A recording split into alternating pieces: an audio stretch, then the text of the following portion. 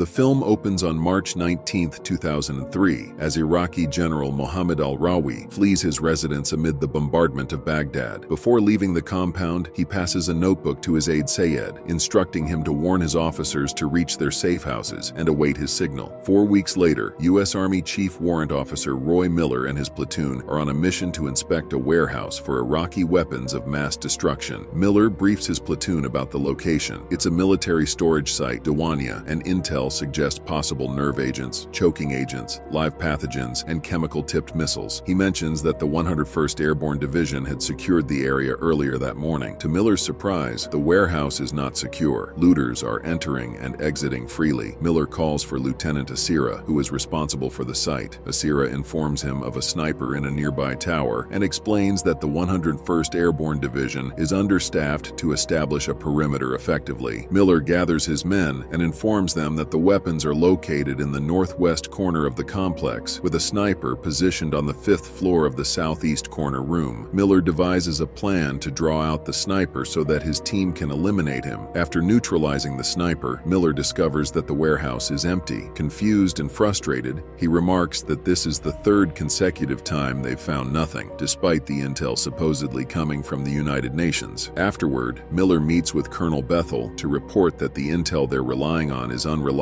and leads them nowhere. Bethel warns him not to cause any trouble, emphasizing the pressure to find something substantial for media coverage back in Washington. Bethel dismisses Miller's concerns about inaccurate intelligence, urging him to focus on executing orders. Later, a debriefing is given by Captain Jonathan Vaught, who states that they're continuing to target high-priority sites since all the people back home are anxiously awaiting the information that they found these weapons. He further explains that they have a detailed media plan that involves the top-rated media in the United States and the UK so that they're prepared to cover all aspects of the good news. Miller raises his hand to bring up the point that the majority of the intel given to him is inaccurate and anonymous. High-ranking officials quickly dismiss his concerns, saying that it's solid and good to go. But Miller persists in his argument, mentioning the Diwania site the previous week and how the 101st took casualties securing it for them only to find it was a toilet factory. He says there's a disconnect between what they receive and what they're seeing on the ground, that there is a problem with the intelligence. The officials remind him that his job is to only execute his commands and not to worry about how they're provided. The team's next mission site is at Al Mansour. Afterward, CIA agent Martin Brown approaches Miller and introduces himself, where he asks Miller if he's going to the Al Mansour site in Baghdad. When Miller confirms, Martin tells him he's only going to be wasting his time as the next place he is to search was already inspected by a UN biological team 2 months before, and that it too has been confirmed empty. Afterward, Martin gives him his card and tells him he's right that this thing doesn't add up and instructs Miller to call him if he finds anything. Meanwhile, U.S. Department of Defense official Clark Poundstone welcomes returning Iraqi exile politician Ahmed Zubaydi at the airport. There, Poundstone is questioned by Wall Street Journal reporter Lori Dane. She says she needs to speak directly to Magellan, but Poundstone brushes her off. While Miller and his team approach their destination, the road gets crowded by angry and desperate Iraqi civilians.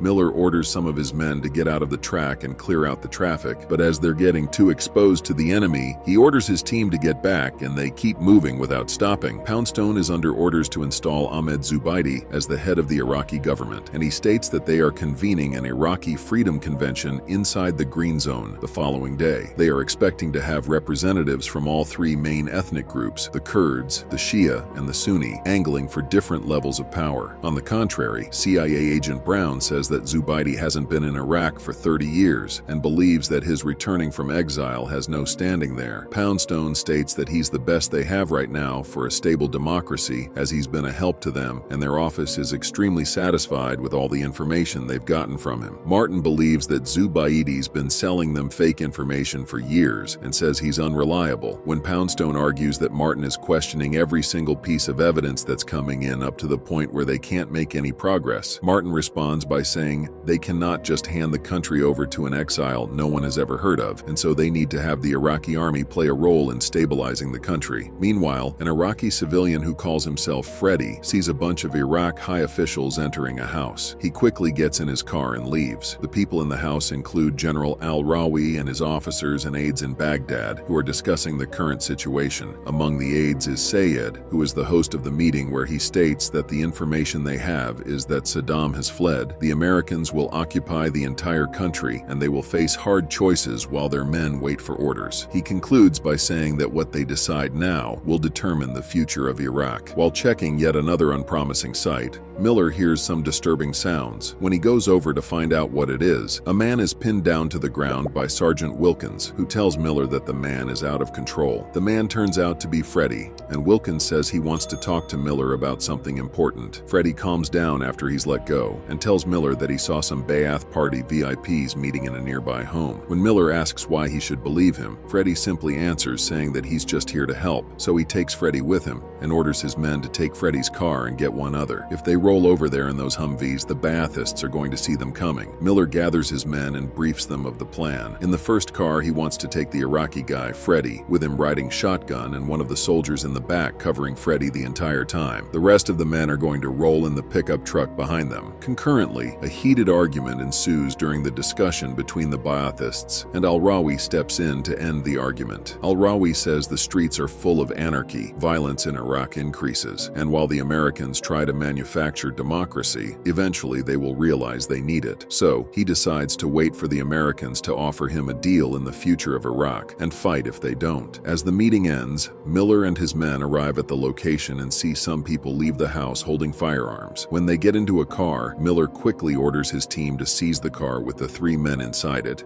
and then the house. Upon realizing the situation, al-Rawi and his men immediately make their way to escape. As the team bursts into the house, a brief gunfight ensues. Al-Rawi narrowly escapes, but Sayed is captured. Miller brings Freddie to be his translator and asks Sayed questions like what the meeting was about, but the man refuses to speak. Miller confiscates al-Rawi's notebook, and they take Sayed back to camp to ask him if he knows about the WMDs and where they are. Sayed says only al-Rawi knows about these things. Miller asks him how he can find al-Rawi, but Sayed will only reveal his location if Miller can protect his family, and so Miller agrees. Before Miller can extract much information, Sayed is taken away by special operations personnel. However, Miller keeps al-Rawi's notebook. While being taken away, Sayed mentions his notebook being confiscated by Miller, and so the special operations leader confronts him if he has it. As Miller denies the claim, the two forces get into a fight where Miller subtly hands the book to Freddie to hide it. After confirming Miller doesn't have the notebook, the special operation forces leave. Afterward, Miller and his men realize Freddie is gone with the notebook. They immediately spread out, and eventually, Miller catches up to Freddie while having a hard time trying to climb over a wall because of his prosthetic leg. Freddie claims he was going to come back to give it to him after the fight earlier was over. Meanwhile, Dane complains to Poundstone again, but he states that the stakes are much larger than her role in selling newspapers. Dane implies that her paper published stories of WMD based on Poundstone's intel and now needs access to Magellan, the source behind all this intel. Miller goes to Martin's hotel room in the Green Zone, where he tells him what happened and gives him the notebook. Martin arranges for Miller to get into the prison where Sayed is being interrogated. Miller is then approached by Dane, who questions him about the false reports of WMDs. Miller bluffs his way in to see Sayed. Near death after being tortured, he tells Miller that they did everything you asked us to in the meeting. When Miller asks what meeting he is talking about, he says one word: Jordan. Miller then confronts Dane about the bogus intel she published, but she refuses to identify Magellan, her source. After Miller tells her he suspects that al-Rawi is Magellan, Dane reluctantly confirms that Magellan met with a high-ranking official in February in Jordan. Miller realizes that Poundstone's men are hunting al-Rawi and can think of only one reason. Al-Rawi confirmed there was no Iraqi WMD program and is now a major liability. Poundstone confiscates the notebook from Martin. It contains the locations of al-Rawi's safe houses. When Miller tries to arrange a meeting with al-Rawi, he is abducted by al-Rawi's men following Poundstone's announcement of the decision to disband the entire Iraqi army. After a long search, Miller finally comes face to face with al-Rawi, who is revealed to be Magellan. The general tells Miller that contrary to the information Poundstone disseminated, al-Rawi told U.S. officials that there were no WMDs in Iraq and that the country had ended production of them in the early 90s. Miller tells al-Rawi that he wants to bring him in to tell his version of events. Al-Rawi asks Miller, did anyone verify Poundstone's story? The question is rhetorical,